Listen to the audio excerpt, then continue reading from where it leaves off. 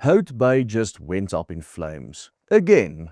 Fire after fire arising from illegal electricity connections in informal settlements in and around the area is starting to pose a serious and continuing threat to both human and animal life in this scenic suburb of Cape Town's Atlantic seaboard. You see, this week, as flames once again tore through the Hout Bay Valley, leaving devastation, panic and a trail of destruction that forces citizens and ratepayers to ask the uncomfortable question in its way. How many times must the story repeat itself before anyone dares to get to the heart of the underlying problem? How long until somebody starts speaking the truth? And how long until we demand solutions for this problem we face every single summer? This large fire broke out in Hout Bay. Now, when I speak of the fires breaking out in Hout Bay, anyone familiar with the identity and legacy of this neighborhood might see an image of white glass facades catching the Atlantic light and terraces that spill towards the ocean and clean, confident lines of modern architecture. One of the most expensive areas in the entire city of Cape Town.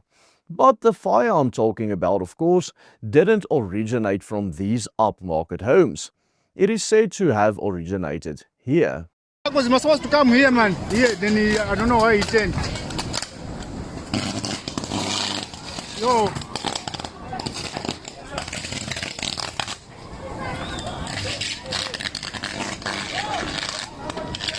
Yo. Have a minute, guys. Ukhale moto ngikhanake emakhala imene ndithu kuti moto waononga kwambiri ndithu ndevuto makhala apitapita mzinjito basi moto wangoya. This is an illegal electricity connection in the Imizanu Yetu informal settlement, which forms part of the Hout Bay Valley area. And this week it led to a fire that caused the absolute devastation that we see in the videos of this most recent disaster.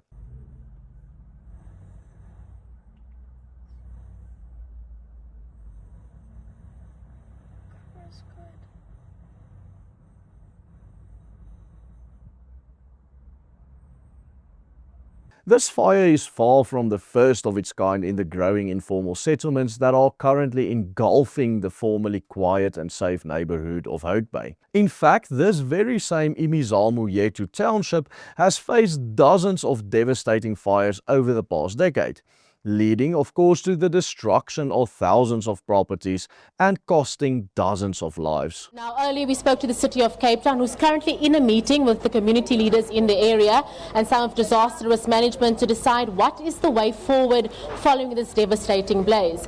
Now, last month, the same scene played out in this particular area where shacks were torn down because of a blaze, and we also understand that there was also a fatality then as well. These recurring disasters have now actually become a grim feature of the life in the Hout Bay area. Yet, despite repeated destruction of people's homes, the underlying risks remain stubbornly unchanged. And Imizanu Yetu, an illegal township, which is now home to no less than half of Hout Bay's 35,000 residents, has now once again been devastated by a fire caused by another illegal electricity connection gone wrong. But this week in particular, there was a very stark irony at play. Just a few months ago, at the end of 2025, the City of Cape Town's annual Engineering and Project Management Awards recognized this very illegal settlement's electrification project by the City of Cape Town as the so-called Project of the Year. Watch this. The City of Cape Town's Electrification Program Management Unit, led by Marusha Hammer, in collaboration with our Informal Settlements Management team in Human Settlements, worked hard to formally electrify over 1,000 homes to the electricity grid. This particular project, where the city invested over 25 million rand, is a true example of service excellence, but it also shows that the city goes above and beyond just providing or upgrading or installing new electricity infrastructure. But why does the City of Cape Town even have a dedicated informal settlements management team to provide services to people who are there illegally in the first place? These are the types of questions we've been asking over and over again on this channel, specifically with regards to the absolute hikes in rates and taxes that people in the city of Cape Town has experienced over the past few years. Cape Town is pouring billions into these and other so-called infrastructure development projects, significantly more than any other city in the country. Yet, it's the middle-class families of the mother city who are being crushed to pay the bill. Taxes are soaring and electricity tariffs are exploding to some of the highest in the country. Not to improve the suburbs of Cape Town, but to bankroll the growing empire of so-called informal settlements, or as we can call them as normal people, just squatter camps, which at the current trend will lead to the Western Cape becoming a majority black province for the first time in its history in less than 2 years from now. Over the past decade, the number of illegal squatters in Cape Town has exploded from 285,000 in 2015 to a staggering 1.5 million in this city today. And this isn't coming out of nowhere. It is being facilitated by the Liberal DA government running the Western Cape and the city of Cape Town. And as Cape Town becomes known as the city of free services for everyone not paying, more economic migrants flood in every day, further straining infrastructure and escalating the crime rate in the city, and of course, driving up the cost for the hard-working ratepayers to pay for this devastation.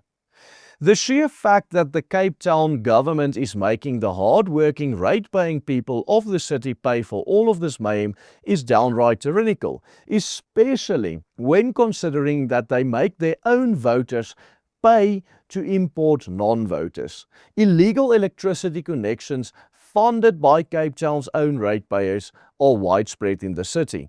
And on top of this, frequent large fires, often caused by these illegal electricity connections, require major disaster response efforts from fire services and risk management teams, as well as humanitarian aid and subsequent registration for relief grants and housing support, which places an even greater strain on the city's budget and resources, which forces the city to ask higher rates for its own residents.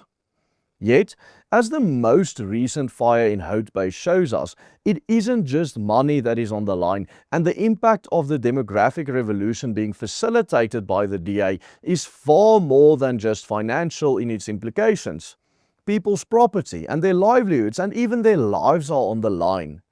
Blazes in densely packed informal settlements not only endanger the residents, but also the firefighters and the emergency crews, as is evidenced by reports of a firefighter being seriously injured while fighting this exact fire last week. Furthermore, because homes double as workplaces and asset stores for many families in informal settlements, fires can erase personal savings and household goods and informal businesses in a matter of minutes. At the end of the day, Liberals can dream up any kind of utopia. But there is simply nothing truer than the saying by the French philosopher and the father of sociology, Auguste Comte: demography is destiny. The size and the ethnic makeup of a country, a region or a city ultimately shape how that country, region or city looks in the long run. In a recent video, we highlighted how Cape Town's property taxes now proportionally are higher than those of major international cities, such as even London and Tokyo. Check out that full research report by clicking on this link appearing on your screen right now. And remember, the only reason we are able to continue doing the work that we do and make videos such as these is because of the support from you, our viewers. So please do follow the simple steps on the banner at the bottom of your screen and become a fully paid member of the Willem Petzer Group. Help us continue exposing the truth, no matter how uncomfortable it is, and ultimately change the hearts and mind of the people. Goodbye, and God bless.